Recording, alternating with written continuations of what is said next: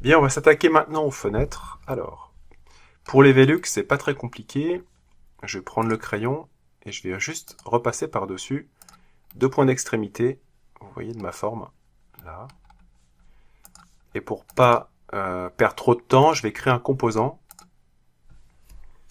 et je vais l'appeler fenêtre Velux. Avec l'outil déplacer et la touche CTRL sur PC, ALT sur Mac, je vais copier ma fenêtre et je vais la mettre ici. Comme ça, on va avoir deux fois le même objet, ça évitera de faire deux fois la même chose. Et je vais en profiter pour faire la même méthode avec un grand rectangle que je vais inscrire ici. Voilà, à l'intérieur.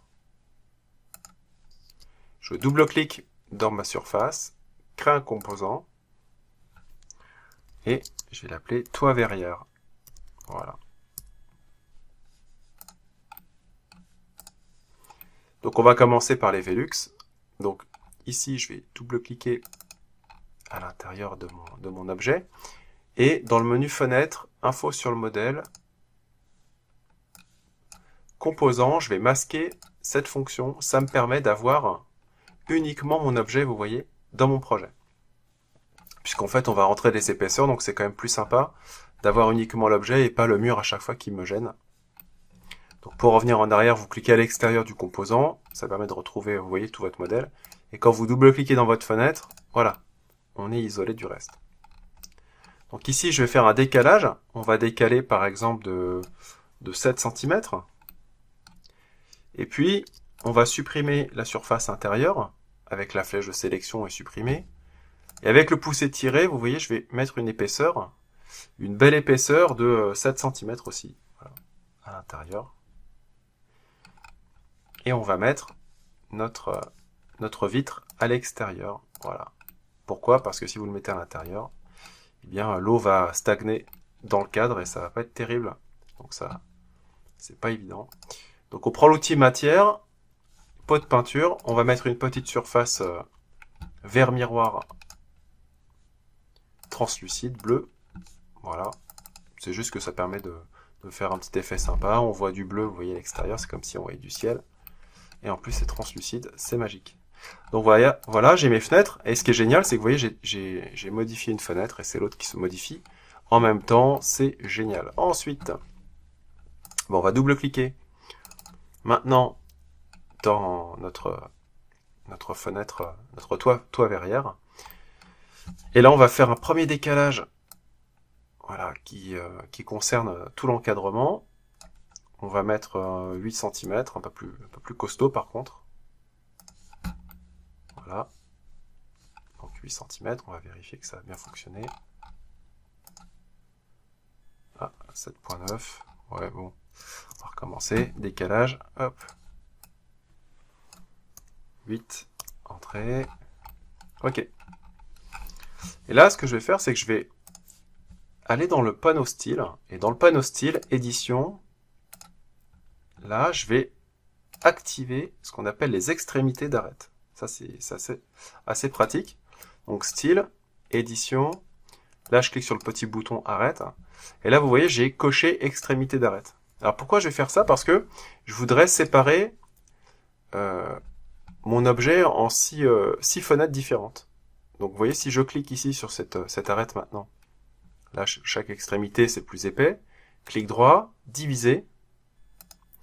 Et je vais déplacer ma souris de façon à avoir 6 segments où je peux taper directement 6 et entrer.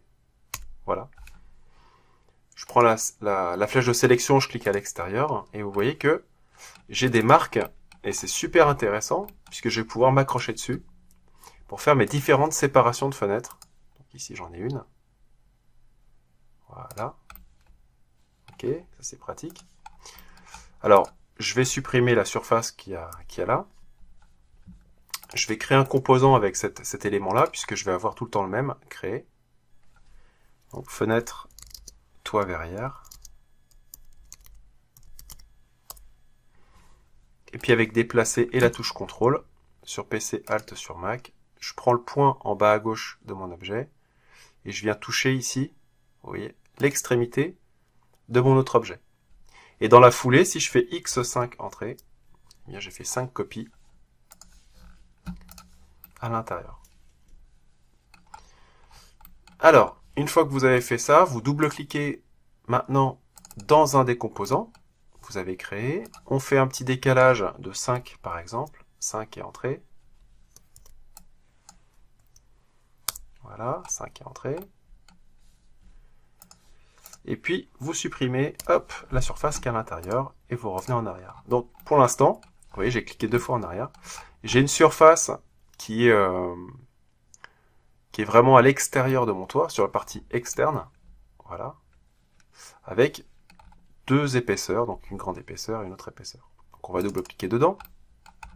Alors, la première épaisseur, hop, ici. On va prendre le pouce étiré, on va tirer une première fois vers l'extérieur, on va mettre 5 cm et entrer. Et par en dessous, on va tirer aussi de 5 cm et entrer. Voilà. Ça, j'ai un encadrement qui est, qui est tout autour de ma fenêtre. Maintenant, on va double-cliquer dans la fenêtre elle-même, et puis on va rajouter ici 3 cm, 3 entrées. Et on va tirer vers l'intérieur 3 entrées. Ce qui fait que vous voyez, il y a plusieurs épaisseurs, donc on a une petite structure qui est intéressante.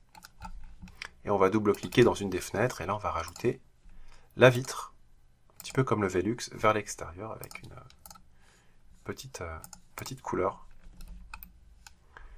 Donc vous voyez, ça y est, hop, on a notre structure qui est faite. Donc quand on rentre à l'intérieur, on a un toit, hop, verrière avec des éléments, puis une fenêtre ici de Velux. Donc à vous après de voir si vous avez envie de redescendre l'objet à ce niveau-là, pour avoir moins de hauteur. Nous, on va le laisser comme ça pour l'instant. C'est très sympathique. Alors pour terminer, on va juste faire une fenêtre, une porte d'entrée dans ce mur-là, sinon on ne peut pas rentrer du tout dans le projet. Donc ici, on va dessiner au sol une porte qui va faire 190 point virgule 200 entrées, 90 par 200. Et puis on va pousser cette surface de l'autre côté. Voilà. Donc là on a un passage dans l'entrée. Si vous avez besoin de la décaler un petit peu, vous décalez ici, j'ai pas de 50 entrées, et vous tirez cette partie aussi de 50, ce qui vous permet de garder le même espace partout. Super, là je vais activer mes ombres, affichage ombre, et avec le panneau, le gestionnaire des ombres sur la droite, ici, on peut déplacer les ombres de façon à avoir un peu plus de lumière dans cet espace. Voilà. Donc là, j'ai réglé l'existant. On va descendre un peu ça. Hop.